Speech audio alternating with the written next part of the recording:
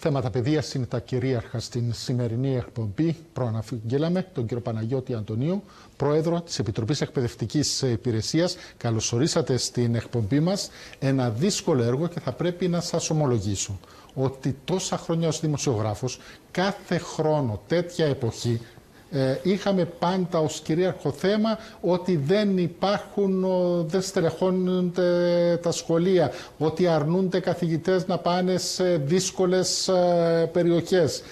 Τα τελευταία χρόνια ακούμε όλο και λιγότερα αυτά τα προβλήματα και μάλιστα πρέπει να σας ομολογήσω, αν δεν ήταν ο κύριος Χρήστος Χριστοφίδης, θα έλεγα ότι δεν θα είχαμε ακούσει καθόλου τέτοιου είδους παράπονα. Έγιναν κάποια σημαντικά βήματα. Πώς το καταφέρατε? Καταρχάς ευχαριστώ πάρα πολύ για την πρόσκληση, γιατί ομολογουμένως χρειάζεται να πούμε μερικές αλήθειες, να πούμε για τις διαδικασίες, κύριε Κωνσταντίνου. Θέλω ο κόσμος, θέλω η κοινωνία να κατανοήσει με ποιον τρόπο γίνονται οι διαδικασίες αυτές, ώστε ακόμα και στην περίπτωση που σε έναν βαθμό υπάρχει κάποια έλλειψη αυτή τη στιγμή, να γίνει κατανοητό γιατί υπάρχει η έλλειψη αυτή. Αν και θα φτάσουμε και θα σας πω ακριβώς αν υπάρχουν ή όχι ελλείψεις. Λοιπόν, η στελέχωση των σχολείων ξεκινά με την έγκριση των θέσεων, των μονίμων θέσεων από τον τακτικό προϋπολογισμό και των εκτάκτων θέσεων από το συμπληρωματικό προϋπολογισμό, ο οποίος φέτος δυστυχώς και ο συμπληρωματικός προϋπολογισμός αλλά και η αποπαγωποίηση των μονίμων θέσεων καθυστέρησε.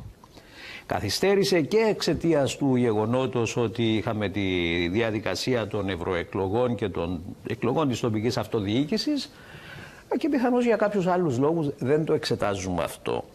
Η έγκριση για τις θέσεις τις οποίες εμείς καλούμαστε να διορίσουμε τους εκπαιδευτικούς μας, στην Επιτροπή ήρθε η έγκριση τουλάχιστον με 15 μέρες καθυστέρηση.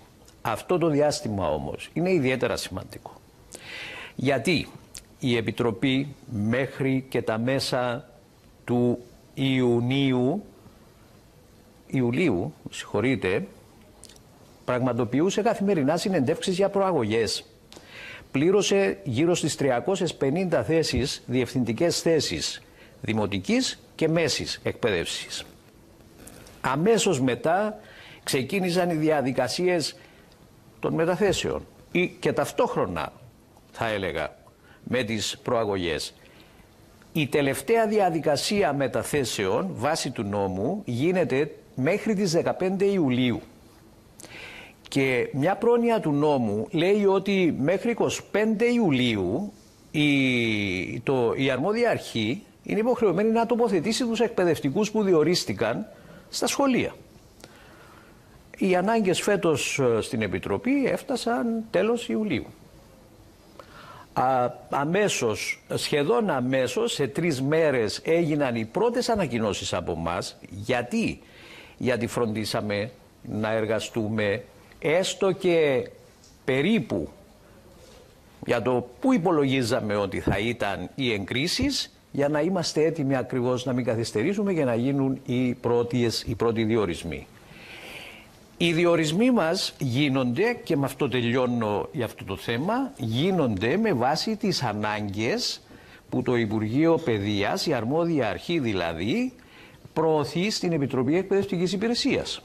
Κάθε βαθμίδα και κάθε κλάδος και κάθε ειδικότητα χρειαζόμαστε τόσους εκπαιδευτικούς. Χρειαζόμαστε τόσους εκπαιδευτικούς στην επαρχία αυτή ή στην άλλη. Με βάση ακριβώς τις απαιτήσεις αυτές του Υπουργείου Παιδείας, η Επιτροπή προχωρεί στην πλήρωση των θέσεων. Λυπούμε να πω ότι ναι, υπάρχει μια καθυστέρηση φέτος και ήταν αυτονόητο ότι θα υπήρχε. Αλλά θα παρακαλούσα και δημοσίως, έχουμε μια πάρα πολύ καλή συνεργασία με το Υπουργείο Παιδείας και την ηγεσία του, αλλά μπορούμε να κάνουμε περισσότερα, κύριε Κωνσταντίνου. Η στελέχωση, δηλαδή το τι θέσεις πρέπει να καλύψει η Επιτροπή Εκπαιδευτικής Υπηρεσίας, πρέπει να δίνονται στην Επιτροπή τέλος Απριλίου. Τέλος Απριλίου. Για να μάθουμε να λειτουργούμε σωστά επιτέλους κάποια στιγμή. Δεν επιτρέπεται, ακόμα και αυτή τη στιγμή που μιλούμε, πριν έρθω εδώ, υπέγραψα διαδικασίες για να ανακοινωθούν διορισμούς. Αλλά εκκρεμούν όμως ακόμα ανάγκες τις οποίες αναμένουμε από το Υπουργείο να μας δώσει.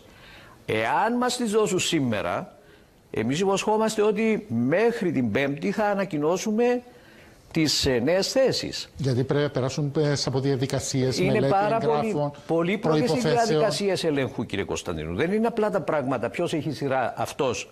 Άρα διορίζουμε τον Παναγιώτη ή τον Κώστα στη θέση αυτή. Γίνεται έλεγχος από πολλές πλευρές. Όμως, καταλήγω, έχει γίνει στο μεγαλύτερο βαθμό, έχει πραγματοποιηθεί η στελέχωση των σχολείων. Μέχρι την έναρξη των μαθημάτων, παρόλο που θα προτιμούσαμε αυτό να είχε γίνει νωρίτερα για να εγκληματιστούν και οι εκπαιδευτικοί, δυστυχώς δεν κατέστη δυνατό στο σύνολό του, όμως μέχρι την έναρξη των μαθημάτων οι ελλείψεις που θα υπάρχουν θα είναι ελάχιστες. Και αυτές θα οφείλονται σε τι? Στην αναμονή των απαντήσεων όσων έχουν διοριστεί, εάν αποδέχονται ή όχι. Εδώ να αναφέρω ότι έχουμε ένα μικρό θέμα με την επικοινωνία με κάποιους Ελλαδίτες που έχουν διοριστεί, οι οποίοι δεν ανταποκρίθηκαν ακόμα. Θα γίνουν όλες οι προσπάθειες, ακόμα και τηλεφωνική προσπάθεια επικοινωνίας μαζί τους. Εάν δεν παρουσιαστούν ή δεν τους εντοπίσουμε μέχρι αύριο, θα προχωρήσουμε στους επόμενους.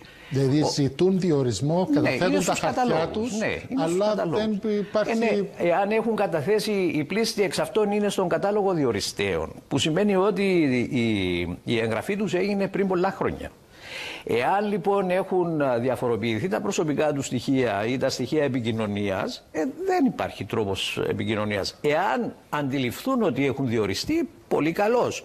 Εάν δεν αντιληφθούν, σημαίνει ότι θα έχουμε πρόβλημα. Όμως, εάν υποσχόμαστε ότι μέχρι την έναρξη των μαθημάτων θα είμαστε έτοιμοι.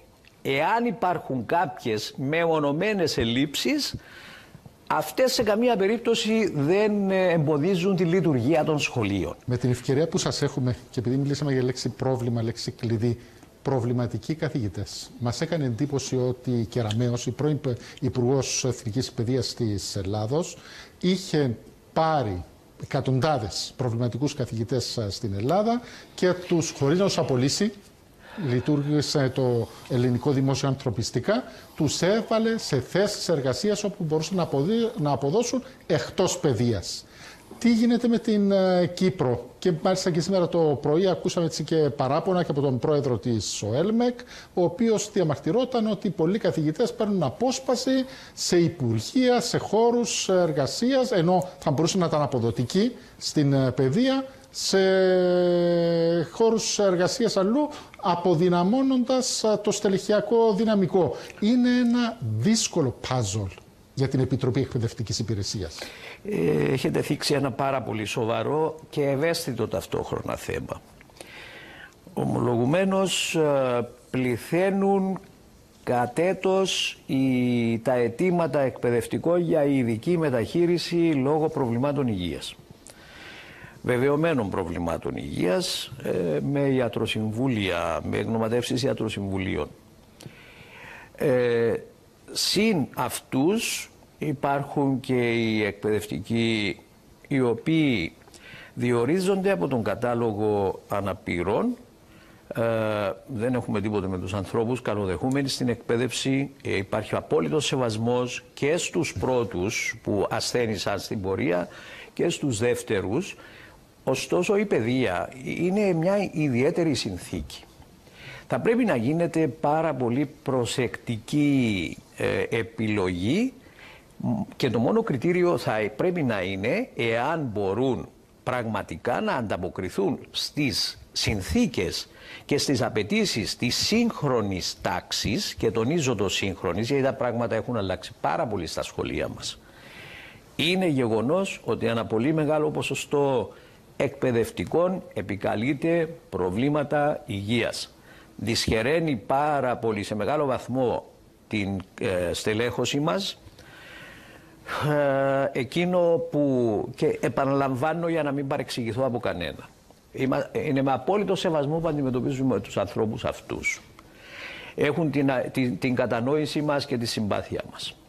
Ωστόσο, θα πρέπει να αναλογίζονται και οι ίδιοι οι εκπαιδευτικοί στο σύνολό τους, αλλά πολύ περισσότερο όσοι αιτούνται και κερδίζουν διευθυντικές θέσεις, ότι η εκπαίδευση είναι λειτουργήμα. Δεν είναι εργασία. Είναι λειτουργήμα. Και η εκπαίδευση καθορίζεται από κάποιες παραμέτρους ως προς την εργασία των εκπαιδευτικών και θα πρέπει να είναι προετοιμασμένοι για αυτά. Δεν επιτρέπεται διευθυντής ο οποίος μόλις προήχθη την επομένη να επικαλείται προβλήματα υγείας και να αρνείται να μετακινηθεί από την επαρχία. Είναι ανεπίτρεπτο και αν θέλετε για μένα είναι και ανέντιμο αυτό. Δεν επιτρέπεται εκπαιδευτικός ο οποίος διορίζεται με σύμβαση να επικαλείται προβλήματα. Υπάρχουν προβλήματα. Και είπα στην Υπουργό ότι πρέπει να αλλάξουμε τους κανονισμούς, διότι οι κανονισμοί που θεσπίστηκαν τότε έπρεπε να προστατεύσουν τους εκπαιδευτικούς από κάποιες καταχρήσεις άλλες που γίνονταν. Σήμερα εξέλιπαν αυτοί οι λόγοι. Όμως σήμερα έχουν δημιουργηθεί προβλήματα πολλά κοινωνικά, μονογονεϊκές οικογένειες, χωρισμένοι γονείς, οι παππούδες και οι γιαγιάδες δεν είναι πλέον σε θέση ίσως να ανταποκριθούν στον παραδοσιακό ρόλο της συνδρομής στην ανάπτυξη της οικογένειας, στην ανατροφή των παιδιών. Όλα αυτά να τα δούμε και αν χρειάζεται να αλλάξουμε τους κανονισμούς. Αλλά όμως όταν διορίζεται ένας συμβασιούχος, κύριε Κωνσταντίνου, γνωρίζει πάρα πολύ καλά ότι πρέπει να πάει στην θέση που διορίστηκε. Και η θέση που διορίστηκε καθορίζεται απολύτως με τη σειρά του στην κατάταξη, στους καταλόγους. Δεν μπορώ να κάνω κάτι άλλο. Δηλαδή ας πάψουν πλέον οι εκπαιδευτικοί μας να επικαλούνται και να ζητούν τη βοήθεια του οποιοδήποτε για να βελτιώσουν τη θέση που έπρεπε με την τοποθέτησή τους να την αποδεχθούν. Εάν δεν την αποδεχθούν, που έχουν κάθε δικαίωμα να το κάνουν, δεν έχουν καμία επίπτωση. Θα μείνουν στον κατάλογο και θα διοριστούν την επόμενη χρονιά. Κύριε Αντωνίου, ευχαριστούμε πάρα πολύ και θα επικαλεστούμε τη συνδρομή σας για να έχουμε μια τακτική επαφή, γιατί ακριβώς γίνεται ένα πολύ σημαντικό έργο. Το πληροφορήθηκα έτσι μέσα από πηγές, πολύ πιο σημαντικό από ό,τι βγαίνει στην επιφάνεια, και θα θέλαμε να έρχεται στην επιφάνεια για να έχουμε αυτόν τον διάλογο και να ενημερώνεται η κοινή γνώμη, να έχει μέσα από την ενημέρωση να μπορεί να κρίνει και να παίρνει, να αναλύει όλα αυτά τα μηνύματα τα οποία βλέπει μέσα από το διαδίκτυο, τα οποία εν πολλοίς είναι και παραπλανητικά. Πολλές φορές, και θα ήταν χαρά και τιμή για μας να συμβάλλουμε σε ένα διάλογο. Και μακάρι να ξεκινήσει με αυτόν τον τρόπο, κύριε Κωνσταντίνου. Ο στόχος είναι να εξελιχθεί η εκπαίδευση και η παιδεία αυτού του τόπου. Έχουμε πολλές προτάσεις και πρέπει κάποτε να μπούμε και στα βαθιά. Στη συζήτηση ρηξικέλευθων, ριζοσπαστικών πλέον αλλαγών στην εκπαίδευση. Άκουσα μέρος της συζήτησης με τους προηγούμενους καλεσμένους. Είναι η ώρα να προχωρήσουμε και να αφήσουμε την παιδεία έξω από οποιαδήποτε κομματική αντιπαράθεση. Η παιδεία είναι εθνική υπόθεση. Ευχαριστώ πάρα πολύ. Ευχαριστώ πάρα πολύ. Εμείς, κυρίες και